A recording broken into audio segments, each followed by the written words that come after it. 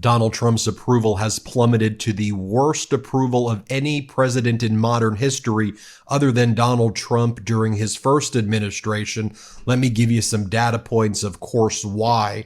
This weekend, unusually vicious and damaging weather storms hit the United States Midwest. Violent tornadoes, I think over 54 tornadoes were taking place. Blinding dust storms and fast-moving wildfires left at least 37 people dead. What was Donald Trump doing? Well, he was golfing and vacationing at Mar-a-Lago, running around his resort with Diet Cokes and playing in a golf tournament where he claims he was the winner. And this is what he posted while Americans were dying. This is what Donald Trump posted. And while Americans are suffering, while Americans' pensions and retirement and 401ks are now in the gutter, Donald Trump is having the time of his life, apparently. He posted the following: I just won the golf club championship, probably my last, at Trump International Golf Club in Palm Beach County, Florida. Such a great honor. The awards dinner is tonight at the club. I want to thank the wonderful golf staff and all of the many fantastic golfers that participated in the he spells it wrong, I think he meant event. Such fun. Can you say Kim Jong-un awarding himself victories of his own tournaments and celebrating while Americans suffer? Also, as part of the festivities that were taking place as Rome burned and Donald Trump played the fiddle, or should I say walked around with a Diet Coke in his hand, barking orders at people and displaying Mount Rushmore statues that have his face on it. You had the fashionistas posing in Mar-a-Lago in their glamorous gear, all getting ready for the big Birkin bag crock parties where they were displaying handbags that are for sale for the price of $447,000. Yes, that's what the Trump regime is doing. Just so you can see the data of Trump's approval plummeting, let me share this with you. This is from NBC, who did this poll, and here's what Steve Kornacki has to say. Play this clip. Yeah, Kristen, and you get to it. Let's just start with Trump himself, that 47% job approval rating. Two ways of looking at this. First of all, if you compare Trump to every recent president, this point after coming into office, Trump's number here is the lowest, significantly the lowest of any of his modern predecessors, except Donald Trump in his first term. He was at 40% at this point in 2017. And by the way, if you actually read the corporate media headlines, you would think that Donald Trump's poll numbers were soaring. I mean, I was reading headlines like a headline from the Daily Beast that was like, Trump's poll numbers are super high. And then I saw Axios, Trump soars and Democrats are in the gutter. By the way, the Democrats' polling, not good at all, but Donald Trump's polling, very bad. You see it right there. Also, if you look at the polling, I mean, Donald Trump is just getting absolutely crushed among independents in the poll. According to the NBC News poll, just 30% of independents approve of Trump's performance in office,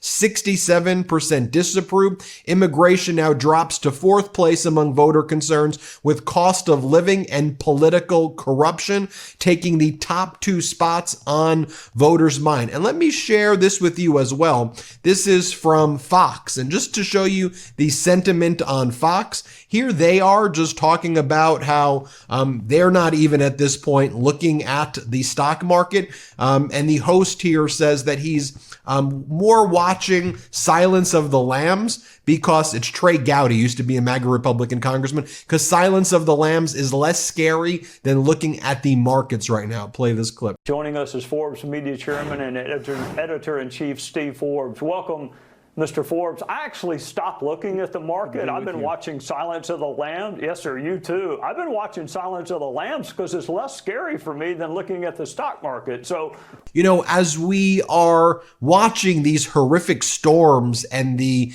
horrible, awful death count, and by the way, we stand in solidarity with everybody who's been impacted by those storms. Our hearts go out to everyone. I wish I could do more than just expose what Trump's doing doing, and then just saying that my heart goes out to you, but you're on our minds right now. But if you just take a look as well, some of the Doge layoffs were predicted that they would threaten people's lives. Hundreds of weather forecasters and other federal, national, oceanic, and atmospheric administration employees, NOAA employees on probationary status, were fired back in the last week of February. Lawmakers and weather experts talked about the dangers that these cuts could be happening. There were multiple rounds of cuts. Experts warn that the cuts will impact forecasts for tornadoes, hurricanes, wildfires, and aviation safety, while Elon Musk defended the layoffs, calling them common sense reform of the federal workforce. I think this analysis that was also conducted by the New York Times is an important one to look at right here.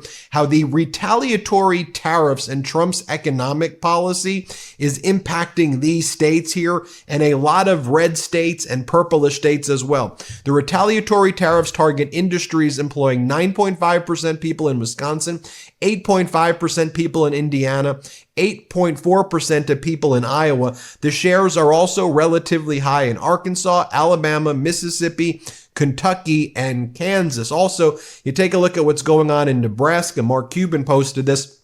Nebraska is going to get crushed between tariffs and Medicaid cuts. They have to balance their state budget, and it looks like at least a $200 million shortfall this year. That's before the tariff impacts. And of course, that is a red state. We're also seeing the U.S. Department of Agriculture just doing the most cruel things under the Trump Doge directives, canceling $11 million in federal funding for North Carolina food banks. That's who they're going after while focusing on giving tax cuts to the richest. By the way, what happened to no tax on tips? What happened to no tax on Social Security? What happened to no tax on overtime? Oh, the MAGA Republicans don't care about those things. What happened when they said there's not even going to be taxes, right? There's just going to be an external revenue service. You don't even need the IRS. They said everyone's going to get so rich from tariffs. Doesn't seem that way at all. But by the way, the architect of Project 2025, one of them, Paul Dans, the other is running the OMB right now, says Project 2025 is doing beautifully. It's way beyond our wildest dreams what's going down, they're saying. They could not be happier with the way things are happening in our country. Donald Trump is also posting this as Americans are suffering.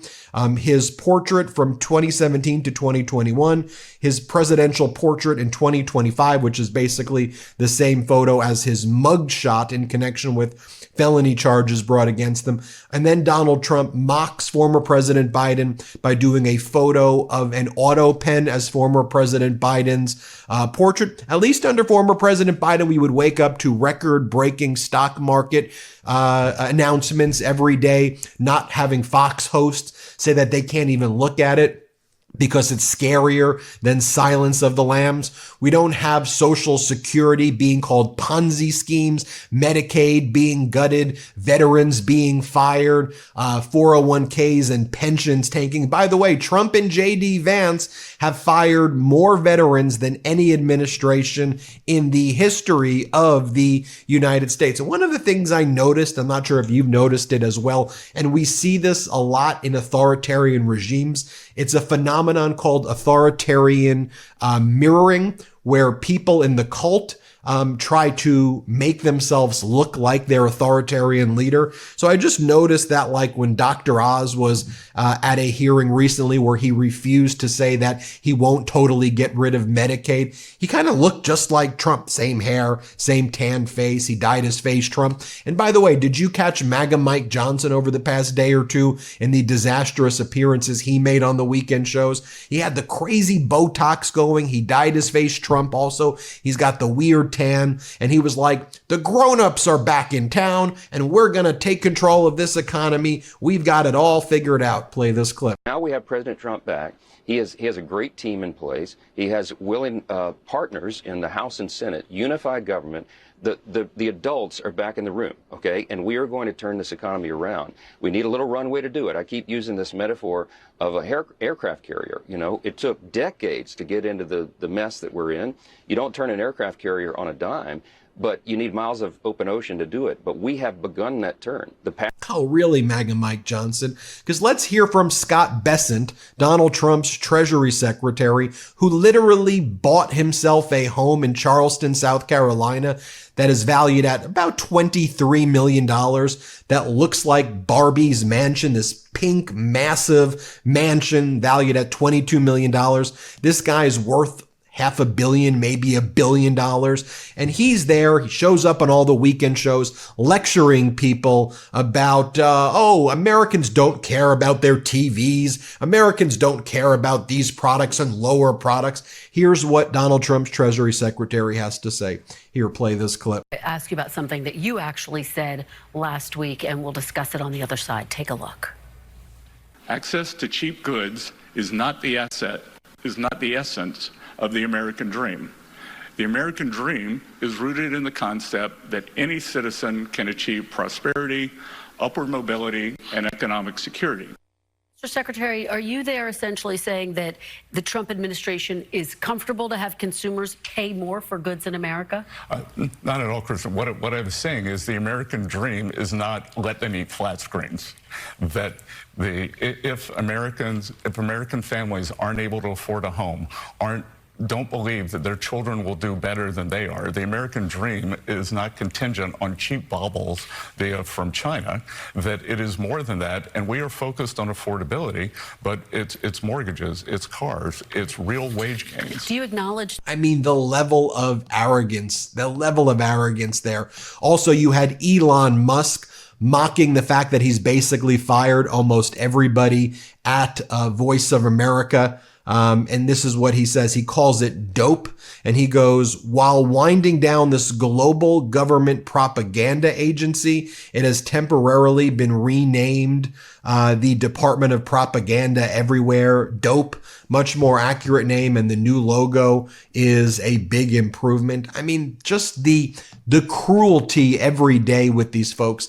And also, I reported this over the weekend. I'm doing a whole other video on this as well. But a federal judge blocked Donald Trump's invocation of war powers under the Alien Enemies Act of 1798, where Trump said he was immediately declaring certain people as basically enemy war combatants, as foreign combatants who are Venezuelans, who he claims are gang members. As part of a hybrid war, he says that Venezuela has declared war, so he must act as a war president. And this act, Alien Enemies Act, had only been invoked since 1789 in the War of 1812, World War I, and World War II. The federal judge said, don't do any deportations under this until we have briefing and we assess this issue. But the Trump regime seems to have ignored that order. They sent a group of Venezuelans, about 200 people or so, to El Salvador, to the President Bukele's concentration camps there. And I want to make my point very clear, which is that gang members, people who are engaged in horrific crimes, need to be prosecuted to the fullest extent of the law. They should go to jail. But we have laws on the books in the United States. The U.S. has one of the highest incarceration rates in the entire world. You know which one has a higher one? El Salvador, which incarceration rate is about 1,800 people are incarcerated for every 100,000 people there. By the way, about 25% of people in El Salvador, or more, maybe it's like 28%, are impoverished. About 8.8% are extremely impoverished. The entire GDP of El Salvador, which Trump and Musk and the regime wants to emulate, their entire GDP is like $35 billion. So while Marco Rubio and Trump praises El Salvador and attacks Canada, the European Union, UK, Australia, and other places, isn't it notable that they admire the places like El Salvador and Argentina and North Korea and Russia, where the economies are in the gutter and people are living in poverty? I just find that notable. And so Donald Trump has declared that people should not get any due process. If he declares you a gang member, he sends you over there. And he made this horrible propaganda video with Bukele where he shaved these people's heads. And again, I have no sympathy for people who are gang members who engage in violent crimes at all. But I do have sympathy for the concept of due process in the United States under our Constitution. A lot of these people say they're not gang members. I just wanted to flag that. I'm going to do a whole other video on that, but I think it's important that I discuss this war powers, and I'm going to do a whole other video. So as America is suffering, Donald Trump's declaring that there's a war and he should have war powers. And just like Kim Jong-un, he's saying that he won his own golf championship while in the background they're doing a crocodile Birkin bag, pink color, I don't know, Playland festivities where they're celebrating $500,000 handbags and purses and pocketbooks that they're giving, that they're buying or they're giving out to people. Do you see what's going on there? and then you have corporate media saying Trump's polls are soaring when they're absolutely not soaring at all. Anyway, we'll keep you posted every step of the way. Hit subscribe. Let's get to 5 million subscribers. Thanks for watching. Can't get enough Midas? Check out the Midas Plus Substack for ad-free articles, reports, podcasts, daily recaps from Ron Filipkowski, and more. Sign up for free now at MidasPlus.com.